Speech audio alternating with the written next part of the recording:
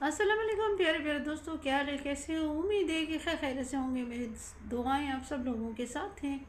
और आज का व्लॉग जो है ना, 3-4 दिन हो गए कि मैंने व्लॉग नहीं बनाया। और मेरे काफ़ी रिश्तेदारों ने मुझे जो ना व्हाट्सएप पे मैसेज किए कि आपने व्लॉग क्यों नहीं बनाया, आप ये व्लॉग बहुत जो है ना ड्रोनी व्लॉग बहुत अच्छा लगता है हमें, आप प्लीज़ बनाओ। तो आज मैंने तय करा है, मैंने कहा चलो आज फिर मैं एक व्लॉग बना लेती हूँ। क्योंकि जो है ना बहुत से लोगों को ड्रोनी किस्से कहानियाँ अच्छे लगते हैं, बहुत से लोगों को नहीं अच्छे लगते हैं। तो जिनको नहीं अच्छे लगते आप वो भी कमेंट करें कि भाई हमें नहीं अच्छे लगते, तो उसको फिर उसके हिसाब से मैं कोई जो है ना कोई इस तरह से मतलब कोई अच्छी सी कहानी बग़ैर जो डर खौफ की हो वो भी सुना दिया करूँगी। ज़रूरी नहीं है कि सिर्फ ड्रोनी कहानी बंदा सुनाए। तो आप लोगों से जो है ना मैं रिक्वेस्ट से कह रही हूँ कि आप लोग अपने राय का इजहार करें कि आप लोग की राय क्या है। किसी को ड्रोनी पसंद होती, किसी को नहीं भी पसंद होती है। ज़रूरी नहीं है कि जो मुझे पसंद है वो किसी और को भी पसंद हो। बहरहाल आज का व्लॉग जो है ना मुझे जो है ना व्हाट्सएप पे बाकायदा मुझे जो है ना अपनों ने कॉल किया था, और व्हाट्सएप पे मेरी उनसे बात हुई और उन लोगों ने मुझे कहा कि आप ड्रोनी किस्सा जब सुनाती है तो आपकी जो है ना इस तरह जो है ना हमें ऐसा लगता है जैसे कि सच में जो है ना जिन्नात सामने आ रहे हैं और हमें खौफ सा महसूस होता है, हमें डर सा लगता है। तो मैंने बोला मैं तो चुड़ैल तो नहीं हूँ। मैंने बोला मैं चुड़ैल हूँ जो आप लोग मुझसे डरते हैं। तो उन्होंने कहा नहीं नहीं, डरने की बात नहीं है, लेकिन आप इतनी प्यारे तरीके से कहती है कि हमें हमसे रहा नहीं जाता है और हमें वाकई खौफ सा महसूस होता है। तो चलती हूँ व्लॉग की तरफ। आप लोग इंतज़ार करेंगे कि भाई क्या है क्या नहीं है व्लॉग। आज का व्लॉग बहुत ख़ास है। आज का व्लॉग उन लोगों के लिए है जो अपनी बहनों पे बिला वजह शक करती है और शक की बिना पर अपनी बहनों को बेचारियों को कत्ल कर देती या फिर उसे ऐसे बंदे के हवाले कर देती है कि वो ज़िंदा दरगोर हो जाती है। और क्या आप लोग खुद समझते हो, समझदार हूँ। तो चलती हूँ व्लॉग की तरफ। व्लॉग कुछ ऐसा है कि एक भाई और बहन थे जो कि यतीम थे और एक दूसरे का सहारा और आसरा थे। तो भाई ने जो है ना, भाई को किसी ने बाहर दोस्तों ने बोला कि यार तुम्हारी बहन रात को आधी रात को पता नहीं कहाँ जाती कहाँ निकलती है। तो वो सोच में पड़ गया, मेरी बहन कैसे निकल सकती, मुझे पता नहीं है, मेरी बहन निकल रही है। फिर वो चुप हो गया। उसको अपनी बहन पे बिल्कुल भरोसा था कि मेरी बहन कभी गलत काम नहीं कर सकती है। मेरी बहन बिल्कुल सीधी सादी है, 5 वक्त नमाज़ पढ़ती है, कुरान पाक की तिलावत करती है। ऐसा तो मुमकिन ही नहीं है कि मेरी बहन बाहर निकले। खैर उसने क्या किया कि उसने डिले कर दी बात को। चलो सही है, किसी ने बोला होगा, सख्त शरारत की वजह से बोला होगा बहन भाई में झगड़ा फड्डा हो जाए। फिर कुछ दिनों बाद फिर किसी ने उसको बोला कि भाई तुम्हारी बहन जो है ना रात को आधी रात को बाहर निकलती है, पता नहीं कहाँ जाती, ये तो हमें नहीं पता। लेकिन हम किसी काम से आ रहे थे तो आपकी बहन को देखा हमने। उसने फिर भी इग्नोर कर दी बात को। हो सकता है हम बहन भाई को जो है ना लड़ाना चाह रहे हैं। फिर क्या हुआ कि तीसरी दफ़ा ये बात हुई। उसने कहा बस तीसरी दफ़ा तो झूठ नहीं हो सकता है।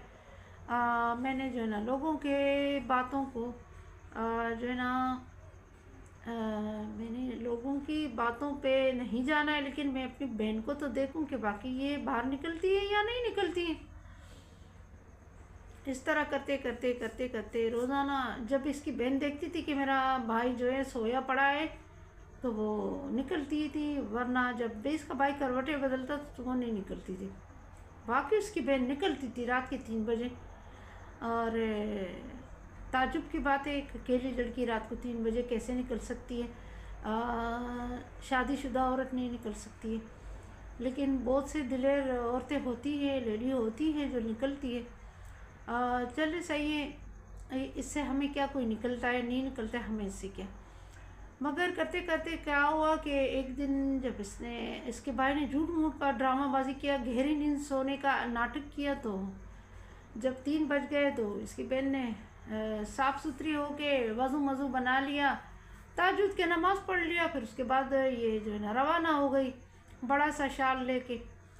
इसके भाई ने जो है ना ऐसे चुप चुप के ताड़ रहा था उसको कि मैं अपना बहन का आज पीछा करूँगा कि कहाँ जाती है। 3-4 चक्कर उसने ऐसा देख लिया, इसको पकड़ लिया कि ये जाती थी। इसने सोचा कि आज मेरी बहन जब जाएगी तो मैं भी पीछा करूँगा।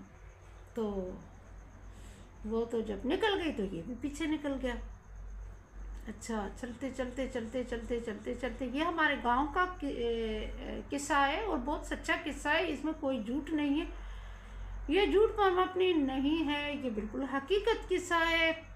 और ये जो है ना हमारे गांव में 900 बुज़ुर्ग हैं और अगर 1000 होते तो सुनने में ये आता था कि हज इधर बन जाता।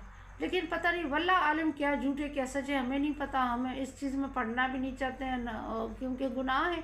अगर अपनी तरफ से कोई बात करे बंदा अस्तगफिरुल्लाह, हम इस चीज़ में पढ़ना नहीं चाह रहे। हज जहाँ नबी करीम सल्लल्लाहु अलैहि वसल्लम के कदमों की मिट्टी है, हज तो वहाँ बनना चाहिए। लेकिन बड़े बुज़ुर्ग जो है इस तरह की बात करते हैं, मुझे जो है ना इस बात पे जो है ना यकीन भी नहीं है वल्लाह आलिम, क्योंकि बुज़ुर्गों का हमें नहीं पता क्या उन्होंने सच बोला है क्या नहीं बोला है, क्या कैसी कहानी है कैसे किस्सा है। लेकिन ये है कि वहाँ 900 बुज़ुर्ग हैं। तो फिर क्या हुआ कि ये बहन के पीछे पीछे चला गया। तो वहाँ जो 900 बुज़ुर्ग है वो जिस कब्रिस्तान में है तो वहाँ जो है ना ये कब्रिस्तान में पहुँच गई। जब कब्रिस्तान में पहुँच गए तो भाई ने भी चादर ऐसा ओढ़ा होता डाकुओं की तरह, मुंह वगैरह ढक लिया था, छुपा लिया था। तो अपनी बहन के पीछे ये भी पहुँच गया। तो क्या देख रहे हैं कि बहुत सारे महफिल बैठी हुई और ये लड़की जो है ना, अच्छा ये भी बताते चलूँ, अगर इस पे मैंने पहले ब्लॉग बनाई है तो प्लीज़ आप कमेंट करें और बताएं कि आया मैं भूल गई हूँ, मुझे पता नहीं मैंने बनाया है या नहीं बनाया। मैंने बहुत कोशिश किया कि मैं याद करूँ लेकिन मेरे जहन में नहीं आ रही, पता नहीं मैंने बनाया ब्लॉग या नहीं बनाया। आप लोग कमेंट में बताएं कि आया मैंने ये ब्लॉग पहले बनाया है या नहीं बनाया। तो वो जो कब्रिस्तान में बैठ गए, वो बुज़ुर्गों के साथ उसका भाई भी बैठ गया। अब क्या देखते हैं कि कुदरती तौर पर शराब आया और उसकी बहन जो है वो सबको मतलब शराब पेश कर रही है, सारे बुज़ुर्गों को शराब दे रही है। और उस बुज़ुर्गों में इसका भाई भी बैठा हुआ था। तो इसने अपने भाई को भी गलती से शराब का जाम पकड़ा दिया, जो कि वो जन्नत का शराब था, इस दुनिया का शराब नहीं था और वो उन बुज़ुर्गों के लिए था। तो इसके भाई ने जब शराब की जो है ना शराब पे मुंह लगा के पिया, खाली होंठों पे चिपक गया था, पिया भी नहीं था पूरी तरह। तो क्या देखते हैं कि वो जो है ना पागल हो गया, अपने होंठ काट रहा था, अपने होंठों को ऐसा अपने पूरे होंठ खा गया, वो इतना मीठा था वो। और बुज़ुर्ग सारे गायब हो गए, उसकी बहन भी गायब हो गई। वो लड़का पागल हो गया और वीरानों में जंगलों में भटकते भटकते भटकते भटकते अपने आधा आधा मुंह तो उसने खा लिया, उसने चबा चबा के इतना मीठा हो गया था उसके होंठ, पता नहीं क्या था, जन्नत का शराब था। अब इस दुनिया की शराब तो हराम है, लेकिन जन्नत में तो जो शराब है जो यहाँ के इस दुनिया के शराब पीते हैं वो उस दुनिया में नहीं उसको मिलेगी। और ये जो है ना अल्लाह तबारक ताला ऐसी गंदगी से इस दुनिया में हर इंसान को बचाए। हम तो नाम भी लेना मुनासिब नहीं समझ रहे, लेकिन ब्लॉग की वजह से मैंने नाम लिया, क्योंकि आज मैंने ब्लॉग जो बनानी थी। तो अगर आप लोगों को ब्लॉग पसंद आया है तो लाइक शेयर ज़रूर करिएगा, कमेंट भी करिएगा, सब्सक्राइब भी करिएगा चैनल को। चलती हूँ, अपना ख्याल रखिएगा, ढेर सारा ख्याल रखिएगा, दुआओं में भी याद रखिएगा। चलती हूँ, अल्लाह हाफिज़, बाय।